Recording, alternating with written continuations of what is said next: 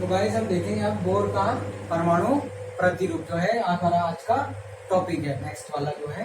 ठीक है, अच्छा बोर के परमाणु प्रतिरूप में हमने क्या देखा भाई, उसने क्या किया, रदरफोर्ड और थॉमसन जो थे उनके दोनों के प्रतिरूपों को मिला दिया, है ना। ठीक है, और जो चीजें रदरफोर्ड जो है, जो चीजें जो रदरफोर्ड प्रतिरूप में क्या रह गई थी, असफलताएं रह गई थी या कमियां रह गई थी, उनको किसने पूरा किया, बोर ने पूरा किया। तो बोर ने जो है मैक्स प्लांक के क्वांटम सिद्धांत से, भाई क्वांटम सिद्धांत अभी मैं बताऊंगा क्या होता है, मैक्स प्लांक के क्वांटम सिद्धांत से उसने ये मॉडल जो है वो दिया। तो उसने भी यही बोला कि जो इलेक्ट्रॉन है वो क्या करते हैं, नाभिक के चारों ओर चक्कर काटते हैं, है ना। ठीक है, तो उस चीज को हम देखेंगे। तो नाभिक जो बोर का परमाणु प्रतिरूप है उसको हम उसके 3 अवधारणाएं जो उसने दी है उसके रूप में हम समझ सकते हैं। तो उसकी पहली अवधारणा, तो देखो पहली अवधारणा देखते हैं, है ना, पहली या फिर प्रथम अवधारणा लिख सकते हैं इसको, प्रथम अवधारणा।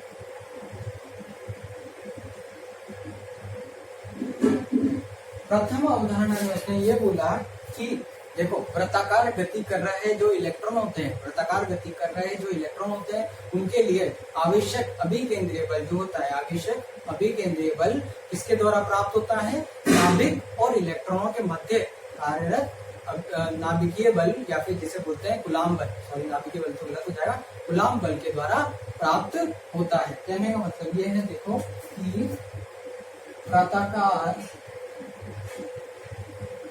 गति कर रहे इलेक्ट्रॉनों के लिए आवश्यक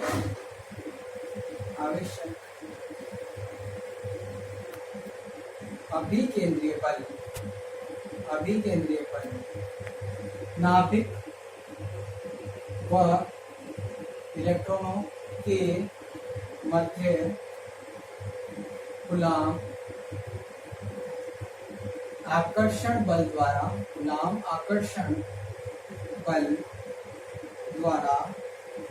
प्राप्त होता है।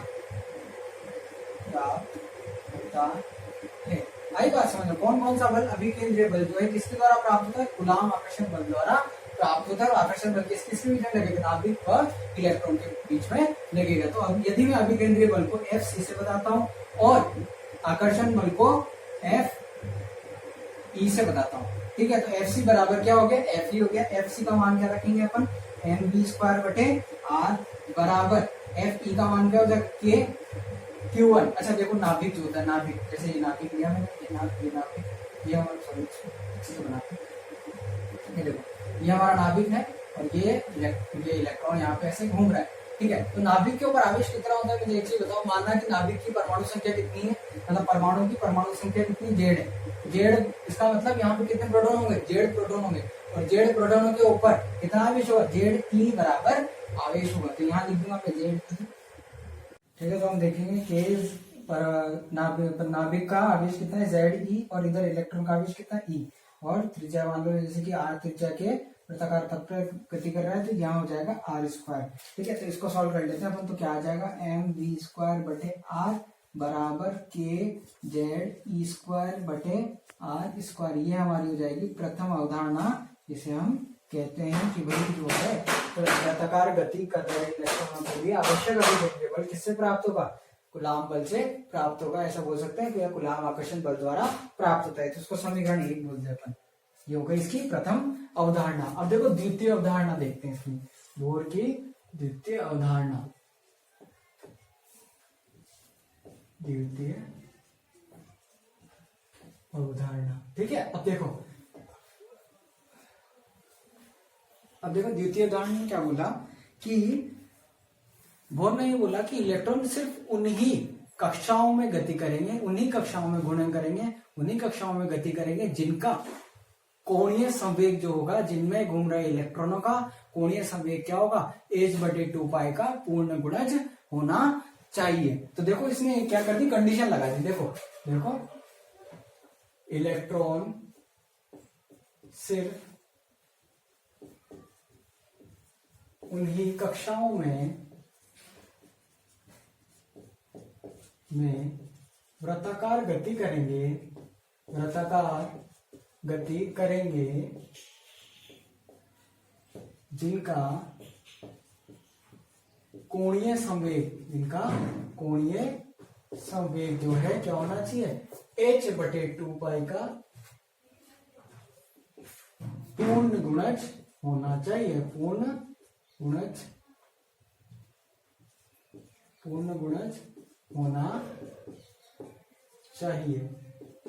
ठीक है, मतलब ये हो गया कि एल एन बराबर, कोणीय संवेग जो होता है उसको एल एन से बताते हैं, एन का मतलब एन व एनवी कक्षा हो गई।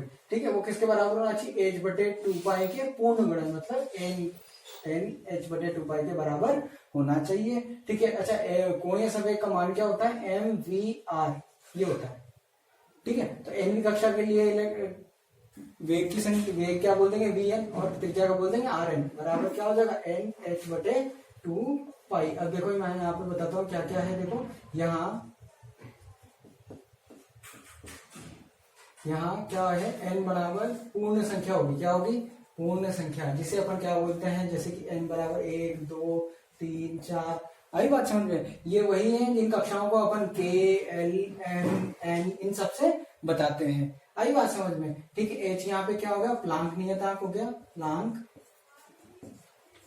एच प्लांक नियतांक हो गया, जिसका मान क्या होता है 6.67 इंटू 10⁻⁻34 जूल सेकेंड। ये हमारे पास एच का क्या होता है, एच का मान होता है। ठीक है, एम क्या हो गया, इलेक्ट्रॉन का द्रव्यमान, वी एन, यहाँ देखता हूं मैं वी एन, एनवी कक्षा में इलेक्ट्रॉन का वेग। ठीक है, और आर एन क्या हो गया, एनवी कक्षा की त्रिज्या, एनवी कक्षा की त्रिज्या है ना। और जिन कक्षाओं के लिए हमारे पास कोणीय संवेग का मान h/2 का पूर्ण गुणज होता है, उन कक्षाओं को क्या बोलते हैं अपन, स्थायी कक्षाएं बोलते हैं। क्या बोलते हैं, स्थायी कक्षाएं हम उसको बोलते हैं। ठीक है, अगर मैं तुम्हें बताऊं थोड़ा सा, चलो पहले इतना मुझे बताओ। देखो अभी प्रथम अवधारणा क्या थी, वृत्ताकार गति में अभिकेंद्रीय बल को और किसको बराबर करना है, कूलाम बल को बराबर करना है। तो हमारे पास mv²/r बराबर kZe²/r² हमारे पास आ गया। यहाँ पे भी चाहो तो आर एन, और यहाँ पे भी आर एन, यहाँ वी एन, ऐसा लिख सकते हैं हम। ठीक है, और यहाँ पे क्या है कि सिर्फ उन्हीं कक्षाओं में इलेक्ट्रॉन गति करेगा जिनके लिए कोणीय संवेग जो है h/2 का पूर्ण गुणज होना चाहिए। तो देखो n का मान क्या होगा, 1 2 3 4, मतलब n का मतलब होगा कक्षा की संख्या जो है हम जिसको बोल सकते हैं। ठीक है, और उन कक्षाओं को क्या बोलते हैं, स्थायी कक्षाएं कहा जाता है। ठीक है,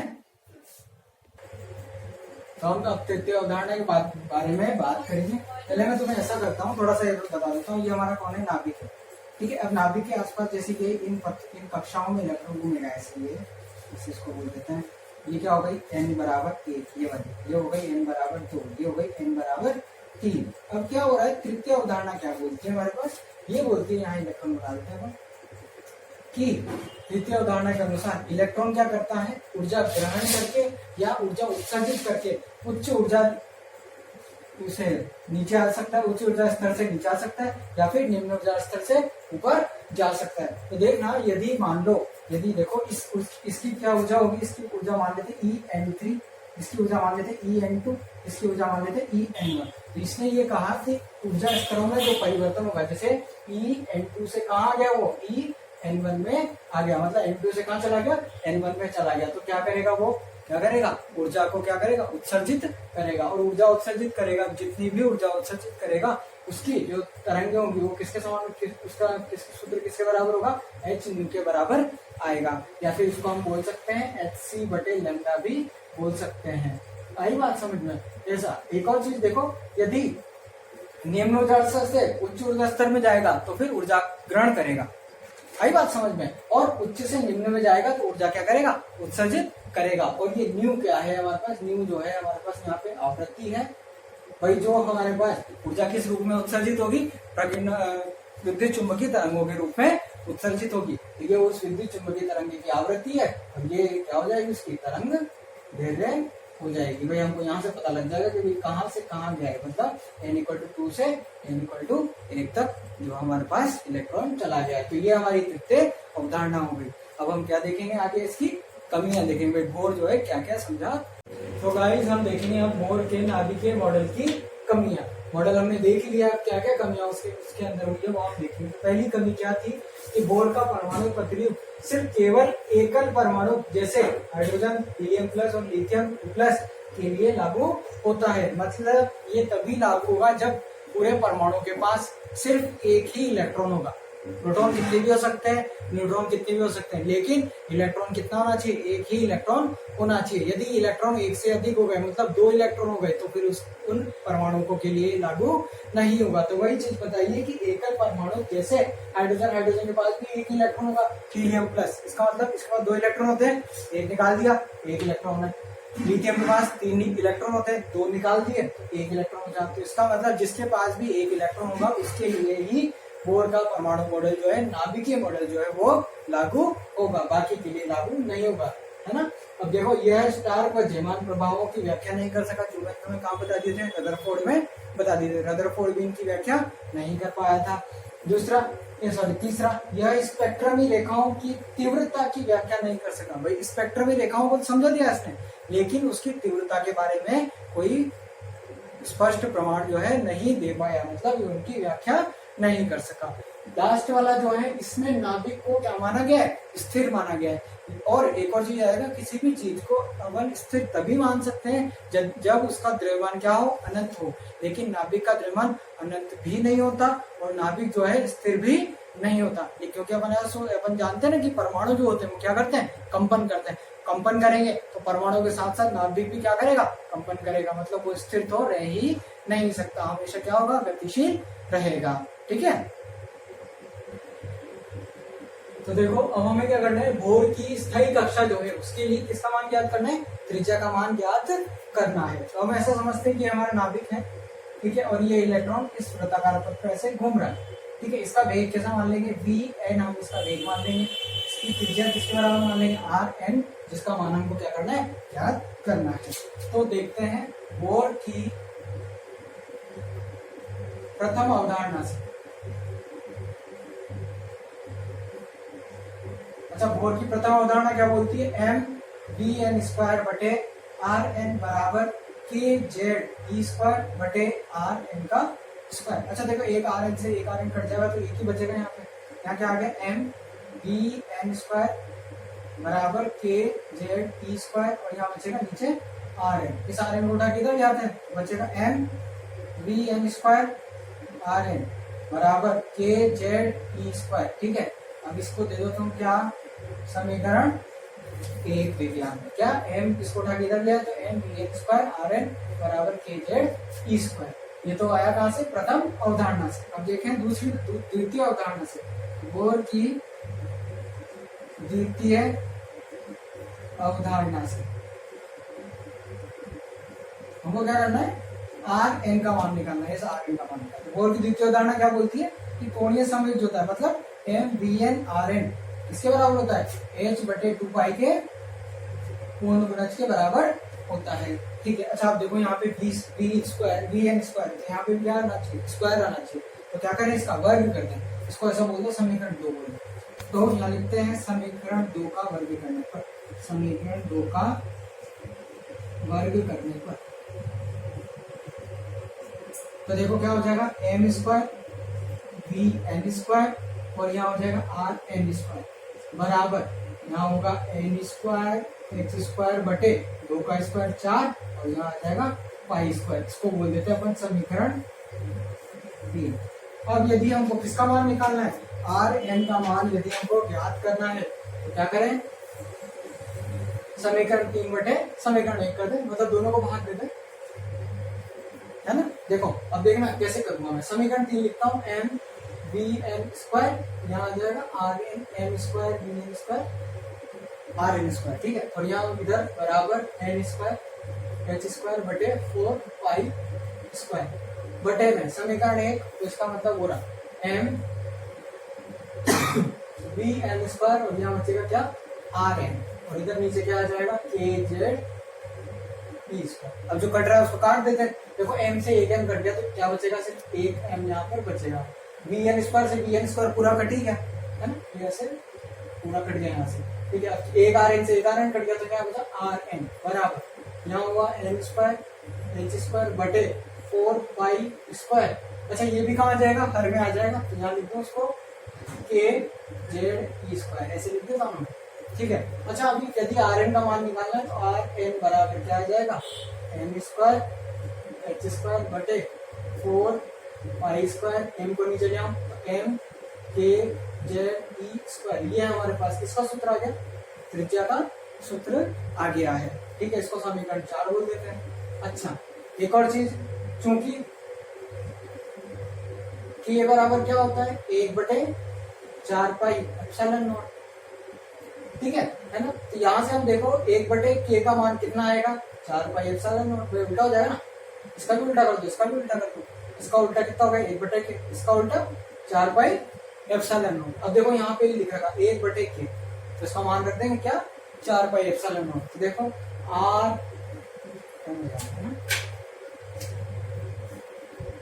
आर एन बराबर एन स्क्वायर एच स्क्वायर बराबर 4 पाई स्क्वायर एम, ए का मान रख देंगे अपन, जेड हो जाएगा ई स्क्वायर, ठीक है। और यहाँ ऊपर किसका मान रख देंगे, 4 पाई एप्सिलॉन नॉट।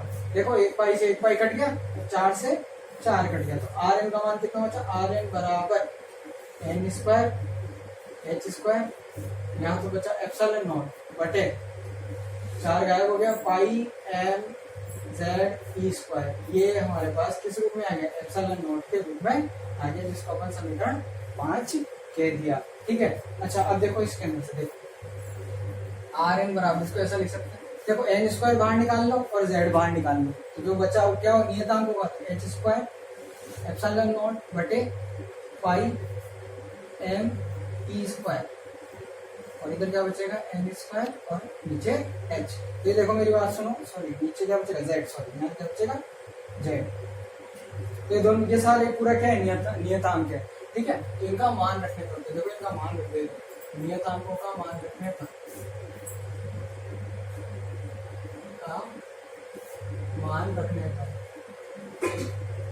क्या प्राप्त होगा, आर एन बराबर 0.529 एन स्क्वायर बटे जेड एंगस्ट्रॉम हमको प्राप्त होगा।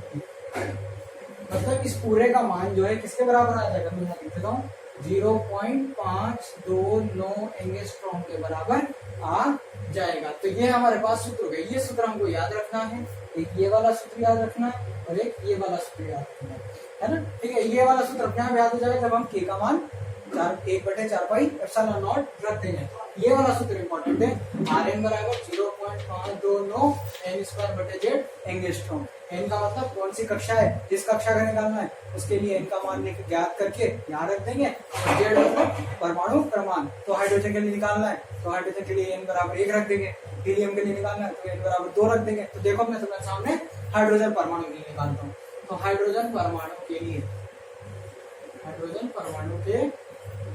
देखो एन बराबर क्या हो जाएगा 1 प्रथम कक्षा में, और जेड बराबर भी क्या हो जाएगा, परमाणु क्रमांक कितना 1, तो R1 बराबर कितना हो जाएगा 0.529 एंगस्ट्रॉम, ठीक है। इसको हम क्या बोलते हैं, बोर त्रिज्या भी बोलते हैं, क्या बोलते हैं इसको, बोर त्रिज्या। भाई जो हाइड्रोजन की प्रथम कक्षा की त्रिज्या होती है उसको बोर त्रिज्या भी कहा जाता है। अच्छा एक और चीज देखो, इस वाले समीकरण से मैं बोलता हूँ समीकरण 6, तो समीकरण 6 से हम ऐसा लिख सकते हैं कि आर एन जो है वो एन स्क्वायर के तो समानुपाती होगा, और आर एन जो है वो जेड के क्या होगा, व्युत्क्रमानुपाती होगा। इसका मतलब समझ में आया कि जैसे जैसे हमारे पास कक्षाओं की संख्या, कक्षा बढ़ती जाएगी जैसे वैसे त्रिज्या भी बढ़ती जाएगी, और जैसे जैसे परमाणु क्रमांक बढ़ेगा वैसे वैसे त्रिज्या क्या हो जाएगी, कम होती जाएगी। अच्छा एक और तुम्हारे क्वेश्चन आता है वहां पे कि देखो R1 अनुपात R2 अनुपात R3 अनुपात R4 से लेकर डैश कहाँ तक Rn का अनुपात ज्ञात करो। तो इसका मैं डायरेक्ट बताता हूँ, देखो क्योंकि सब क्या है समानुपाती है किसके, एन स्क्वायर के, तो इसके लिए एन का मान 1 का स्क्वायर अनुपात 2 का स्क्वायर अनुपात 3 का स्क्वायर अनुपात 4 का स्क्वायर डैश एन का स्क्वायर। तो ये क्या होगा, प्रथम कक्षा द्वितीय तृतीय चतुर्थ और एन की कक्षा का अनुपात ज्ञात किया है किसके लिए, हाइड्रोजन परमाणु के लिए, है ना, क्योंकि क्या ये समानुपाती है ना, और हाइड्रोजन परमाणु के लिए जेड का मान तो क्या रहेगा, एक ही रहेगा। तो देखो अनुपात क्या रहेगा, 1:4:9:16 डेट डेट डेट ऐसे चलता जाएगा कहाँ तक, n² तक। तो ऐसा क्वेश्चन तुम्हारे बुक में भी है पीछे, है ना, और ये पूछा भी जा चुका है पेपर में, ठीक है। तो प्रथम कक्षा, द्वितीय, तृतीय, चतुर्थ, इन सब कक्षाओं का अनुपात में क्या क्या प्राप्त होता है, 1:4:9:16 प्राप्त होता है। तो एक और बार देखते हैं हमने क्या किया है त्रिज्या ज्ञात करने के लिए। सबसे पहले बोर की प्रथम अवधारणा देखिए, उसमें क्या किया, mvn² बराबर, मतलब ये क्या होता है, अभिकेंद्रीय बल। अभिकेंद्रीय बल गुलाम आकर्षण बल के बराबर होता है, ठीक है। अब देखो Rn से Rn कट गया, क्या बचा, mvn बचा, vn² बचा, kZe²/1 Rn बचा। इस Rn को उठा के ऊपर ले आएंगे, mvn² Rn बराबर kZe², जिसे हम क्या बोल देंगे, समीकरण 1 हम बोल देंगे। फिर बोर की द्वितीय अवधारणा से बोर की द्वितीय उदाहरण क्या होती है, कोणीय संवेग किसके बराबर होता है, h/2π के पूर्ण गुणज के बराबर होता है, ठीक है। और n क्या होता है, कक्षा की संख्या। तो mvn Rn बराबर, अच्छा ये n नीचे है, ऐसे लिखेंगे हम इसको बिल्कुल ऐसे, जैसे p और ये नीचे n, ठीक है। और अगर नहीं भी लिख रहे तो भी कोई फर्क नहीं पड़ेगा। अब देखो क्या हो जाएगा, दोनों का वर्ग कर देंगे तो इधर m² vn² Rn² बराबर n² n² h² 2 का स्क्वायर 4 पाई का स्क्वायर पाई स्क्वायर। अब क्या करेंगे, 3 और 1 को क्या करेंगे, भाग दे देंगे। तो देखो m² vn² Rn² और पट्टी में क्या आ जाएगा, m vn² Rn बराबर n² h² 4 पाई स्क्वायर बटे kz²। देखो m से एक m कट जाएगा, एक m से ये एक m कट गया, vn² से vn² कट गया, एक Rn से एक Rn कट गया, m Rn ही बचा बराबर n² h² बटे 4 पाई स्क्वायर kz²। इसको भी इससे गुणा हमने कर दिया है। तो ये चीज तुम्हें याद रखनी, ये सूत्र तो डायरेक्ट याद रखना है ना, ठीक है। कभी कभी मान लो जैसे पूरा डिवीजन करने लगो और यहाँ गलत आंसर आ जाए तो तुम्हें पता लग जाएगा, अगर ये याद होगा तो पता लग जाए कि भाई कहीं ना कहीं बीच में गलती हुई है। तो थोड़ा आराम से ध्यान से करना है इसको। k बराबर 1/4 पाई एप्सिलॉन होता है, 1/k बराबर 4 पाई एप्सिलॉन हो जाएगा, मान रख देंगे 4 से 4 कट जाएगा, पाई से पाई कट जाएगा, m² h² एप्सिलॉन नॉट बटे पाई mz t² बचेगा हमारे पास, ठीक है ना। अच्छा अब देखो ये चीज क्या है, अब देखो n² और z बाहर अगर निकाल लेंगे, h² epsilon not pi m e², ये क्या बचेगी, नियतांक बचेगी। इन दोनों का मान रख देंगे, इनका मान क्या होता है 0.529 एंगस्ट्रॉम होता है, हमने एंगस्ट्रॉम के बराबर रख दिया। और फिर ये हमारी बोर त्रिज्या होती है, हाइड्रोजन की प्रथम कक्षा की त्रिज्या को क्या बोलते हैं, अपन बोर त्रिज्या बोलते हैं। और ये अनुपात ज्ञात कर सकते हैं ऐसे, Rn बराबर Rn समानुपाती m² और Rn अनुपाती z। तो ये हमारे पास त्रिज्या ज्ञात करने का सूत्र आ चुका है, ठीक है। अब देखो हमारा नेक्स्ट टॉपिक है, बोर की स्थायी कक्षाओं में इलेक्ट्रॉन का वेग हमको ज्ञात करना है। अभी हमने क्या ज्ञात किया था, त्रिज्या ज्ञात की थी। अच्छा एक चीज और बता देता हूँ, वहां पे जो बोर त्रिज्या जो होती है, जो क्या होती है, हाइड्रोजन की प्रथम कक्षा की त्रिज्या होती है, उसको क्या बोलते हैं, बोर त्रिज्या बोलते हैं। तो उसको a0 से भी दर्शाया जाता है। क्या किया जाता है, a0 से दर्शाया जाता है। a0 का मान कितना हो गया, 0.529 एंगस्ट्रॉम हो गया है ना। और a0 मतलब क्या हो गया, बोर त्रिज्या हम बोल सकते हैं, ठीक है। उसके बाद हम ये वाला टॉपिक जो है इसको स्टार्ट करते हैं, ठीक है। तो देखो अब क्या हो रहा है, बोर की प्रथम अवधारणा जैसा हमने पहले किया था, है ना। तो बोर की प्रथम अवधारणा से mvn² बटे Rn बराबर kZe² बटे Rn², एक Rn से एक Rn कट गया, तो ये mvn² बराबर kZe² बटे Rn, मतलब ज्यादा, ठीक है गाइस। तो देखो बोर की द्वितीय उदाहरण क्या थी हमारे पास, mvn Rn बराबर nh/2π। अब देखो हम क्या करना है, हमको vn का मान ज्ञात करना है। तो ऐसा करें, दोनों को एक दूसरे से भाग दे देते हैं। तो देखो समीकरण 1 बटे समीकरण 2, देखो mvn²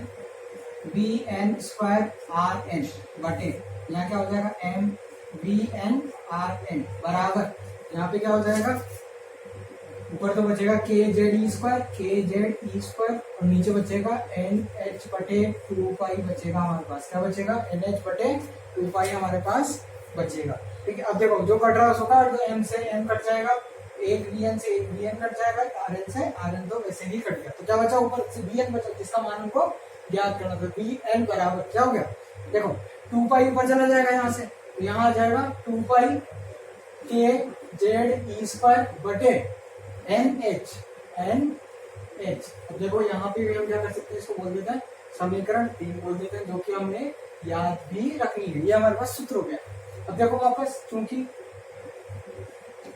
k बराबर 1/4π0 होता है, तो 1/k बराबर क्या लिख सकता है अपन, 4π0, जैसा हमने पहले किया था। तो देखो Pn बराबर 2π Z(E²/NH)। अच्छा, अब यहाँ तो k ही है ना, सॉरी यहाँ तो k ही है, तो 1/4π0 हम रख देंगे। तो 2 पाई से पाई कट गया, 2 से 4 गया, 2 बार, तो कितना बचा यहाँ पे, 2 बार गया। ठीक है, तो Vn का मान कितना बचा, ZE²/2ε0NH। ये हमारे पास किसके रूप में आ गया, ε0 के रूप में आ गया है। अच्छा, अगर मैं चाहूँ तो देखो इसको समीकरण 4 बोल देते हैं। यदि मैं चाहूँ तो Vn बराबर नियतांक बाहर रख लूँ, तो T² नियतांक बटे 2ε0H, ये सारे नियतांक हो गया, और यहाँ बचा सिर्फ Z/N। जब इनका मान हम रख देंगे तो देखो हमारे पास सूत्र क्या आएगा, Vn बराबर 2.18 इंटू 10⁶ Z/N, और क्या आएगी मात्रा, मीटर प्रति सेकंड। तो ये हमारे पास किसका मान आ गया, एनवी कक्षा में इलेक्ट्रॉन की